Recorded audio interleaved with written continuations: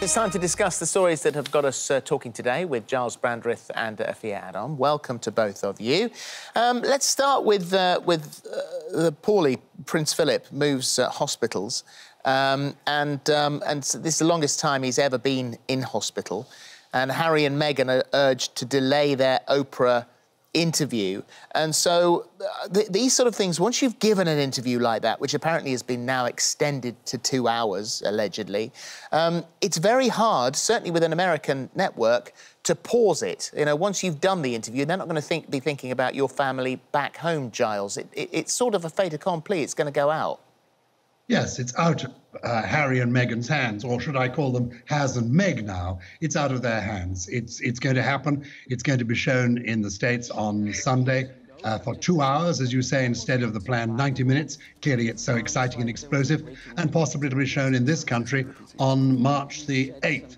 The Duke of Edinburgh, meanwhile, who has been giving loyal service to the country since he became the Queen's consort back in 1947, before most of us were born, and has delivered the goods since 1952 when the Queen became Queen, up until his retirement 3 years ago, and has still been popping out doing things, is in hospital. Moved to a new hospital, St Bartholomew's Hospital in London, which has the best heart facilities available anywhere in the world, because he's had a recurrence of some heart problems that he had about 10 years ago. He is 99. It is worrying. But Harry and Meghan have made a new life for themselves. They're no longer officially royal people. They are now celebrities doing their thing over in California. So good luck to them, but even better luck to the Duke of Edinburgh, who we very much hope gets a lot better quite soon, so he can celebrate his 100th birthday on June the 10th. Absolutely. Afua, I mean, it is unfortunate, the timing of all of this, isn't it? And I imagine this interview was a long time in the planning. Nobody knew that at this stage, as the interview was about to air, that the Duke would be in this condition.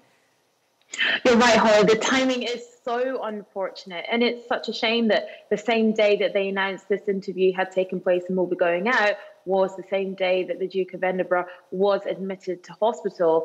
Gyles was quite right. Harry and Meghan will have no control over a huge TV network like CBS, who have already started ramping up the excitement for this interview.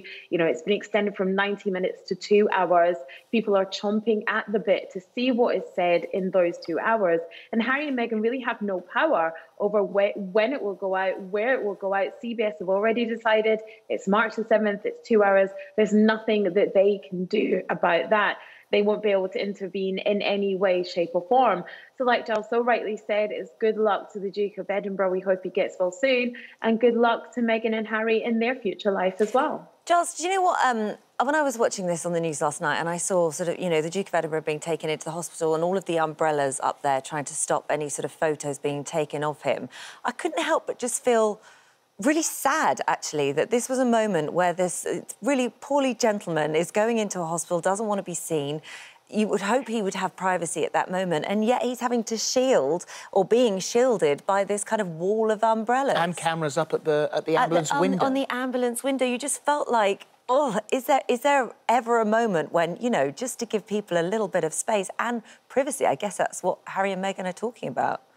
But the Duke of Edinburgh has had a lifetime of that. Back in the late 1940s, when he went with the then Princess Elizabeth on their first visit to France, in the restaurant they were taken to by the officials, he spotted across the crowded restaurant, underneath a table, a camera lens. And that's when the paparazzi started for him back in the 1940s. He's had a lifetime of it too, the most scurrilous things being said about him in the press. But his view is, don't talk about yourself. Simply don't. Talk about the work you're doing, look out at the world, talk about other people. Nobody's interested in you. And that's the advice he certainly gave to his children. And I imagine he would have given it to his grandchildren as well. Don't talk about yourself. Talk about the work you're doing and talk about other people. Let's move on to a very positive story here. One jab wonder. New data shows that just one Oxford or Pfizer jab cuts the risk of the over 70s falling severely ill by 80%. Fewer than 10 COVID-19 patients aged over 80 are being sent to ICU wards each day due to the vaccine rollout. Afua, this is a major success. This is a huge major success. You know, this is different from clinical trials. This is a real world study. So This is not a drill, effectively. It's happening right now that both the Pfizer and Oxford AstraZeneca vaccines are proving to be so effective in the over 80s and are reducing hospitalizations overall. And this is after, one dose, and that immunity boost after 2 doses as well. So, it's super good news that this is so effective. And what we want this to continue. We want the vaccine rollout program to be as effective in the future. We know that Rishi Sunak is perhaps putting £1.6 billion into the vaccine rollout program in the budget later on this week. So we need the vaccine rollout program to continue to be as effective. And we also need more money to go into track and trace for that to be as effective as well. But this is a real success story for vaccines, and it is such good news. Gyles? It's brilliant. It's brilliant news. It's fantastic.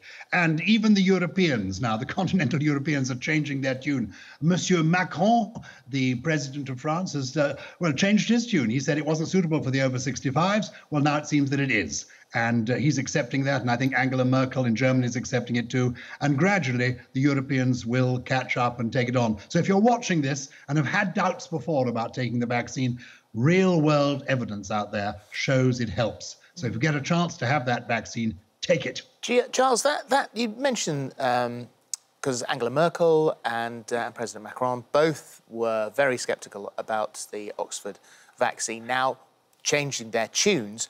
But the take-up in Europe, especially in those two countries, very, very low, because the vaccines were shipped and people just wouldn't take them. So that situation, that standpoint from those two world leaders has potentially cost lives.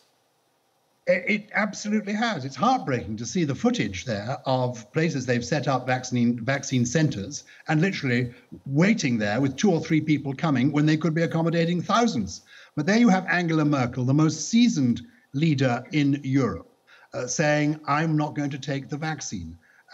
She's eligible for it. She is the right age. And if she says, an educated and indeed in many ways brilliant person who has led Germany for so many years, she won't take it, why should her people follow her? Similarly with Macron. But now they have changed their tune, so gradually we hope they will.